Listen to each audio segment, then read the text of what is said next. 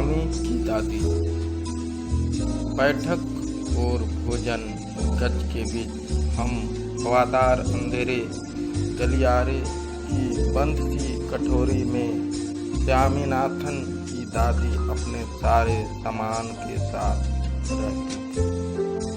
उनका सामान था 5 दरियों, 3 चादरों, 5 तकियों वाला भारी भरकम बिस्तर, पटसन के रेशे का बना एक वर्गाकार बक्सा और लकड़ी का एक छोटा बक्सा जिसमें तांबे के सिक्के, इलायची, लौंग और सुपारी पड़े रहते थे। रात के भोजन के बाद स्वामीनाथन दादी के पास उनकी गोद में सिर रखे लौंग इलायची की गंध भरे वातावरण में अपनी को बहुत प्रसन्न और सुरक्षित महसूस कर रहा था।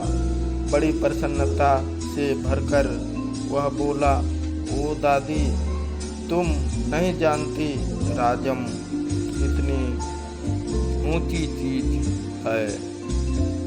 उसने दादी को राजम और मणि को पहले दुश्मनी और फिर दोस्ती की कहानी कह सुनाई। तुम्हें पता है उसके पास सचमुच की पुलिस की वर्दी है? स्वामीनाथन बोला। सच? उससे पुलिस की वर्दी क्यों चाहिए? दादी ने पूछा। उसके पिता पुलिस अधीक्षक है। वह यहाँ की पुलिस के सबसे बड़े अफसर हैं। दादी काफी प्रभावित हुई। उनका सच में काफी बड़ा दफ्तर होगा, उन्होंने कहा।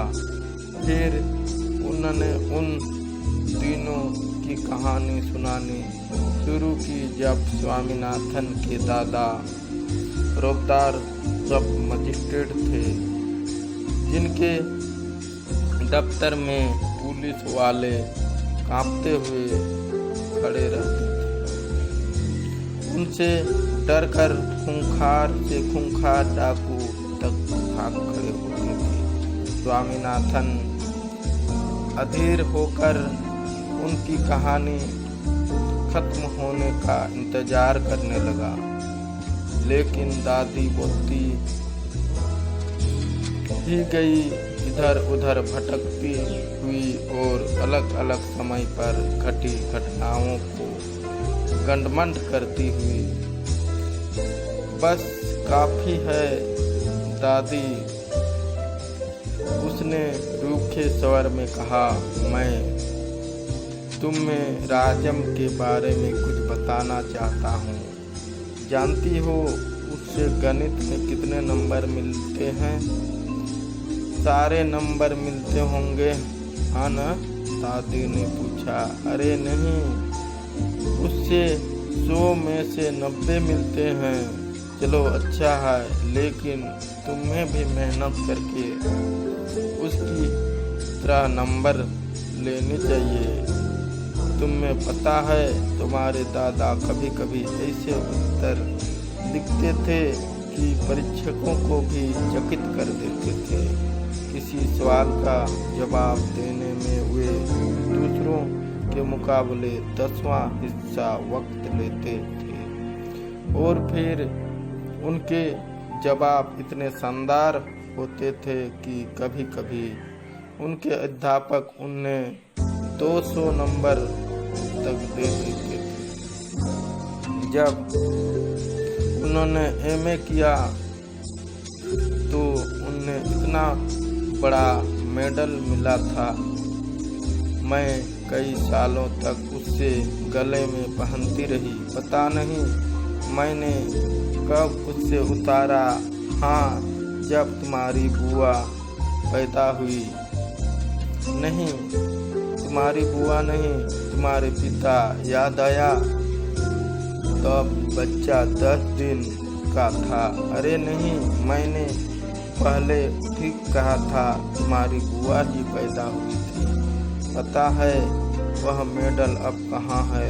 मैंने वह तुम्हारी बुआ को दिया और उस बेवकूफ ने उससे गलवाकर 4 चूड़ियाँ बनवा ली, और वह भी इतनी मामूली सी चूड़ियाँ कि मैं हमेशा कहती रहती हूँ कि हमारे परिवार में उस जैसे महामूर्ख कोई नहीं। अब बस भी करो दादी, तुम बेकार की पुरानी कहानी सुनाती रहती हो। क्या तुम राजम के बारे में नहीं सुनना चाहती? हाँ बोलो दादी। जब राजम छोटा सा लड़का था तो उसने शेर मारा था। सच बड़ा बहादुर लड़का है। तुम यह बात मुझे खुश करने के लिए कह रही हो? तुम्हें यकीन नहीं हुआ होगा। स्वामीनाथन ने बड़े उत्साह से कहानी शुरू की। राजम के पिता एक जंगल में डेरा डाले हुए थे। राजम उनके साथ रहता था। अचानक 2 शेर उन पर झपटे और एक ने पीछे से हमला करके पिता को गिराया। दूसरे ने राजम का पीछा किया। राजम एक झाड़ी में के पीछे छुप गया और वहीं से गोली चलाकर शेर को मार डाला। दादी, क्या तुम सो गई? उसने कहानी खत्म होने पर पूछा। नहीं बेटा, सुन रही हूँ। अच्छा बताओ, कितने शेर आए थे? 2 शेर राजम पर झपटे थे, दादी ने जवाब दिया। स्वामीनाथन दादी के गलत जवाब से चिढ़ गया। मैं तुम्हें इतनी जरूरी बातें बता रहा हूँ और तुम नींद में न जाने क्या क्या उलुल जुलुल कल्पना किए जा रहे हो। अब मैं तुम्हें कुछ नहीं बताऊंगा। मैं जानता हूँ तुम क्यों ऐसा कर रही हो। तुम राजम को पसंद नहीं करती। नहीं, वह तो बहुत प्यारा लड़का है, दादी ने बड़े विश्वास से कहा। उन्होंने राजम को देखा तक नहीं था। स्वामीनाथन खुश हो गया। दूसरे ही क्षण उसके मन में एक नया संदेश पैदा हुआ। दादी, शायद तुम्हें शेर की कहानी पर विश्वास नहीं हो रहा है। मैं एक शब्द पर विश्वास करती हूँ, दादी ने स्वर में मिठास भरकर कहा।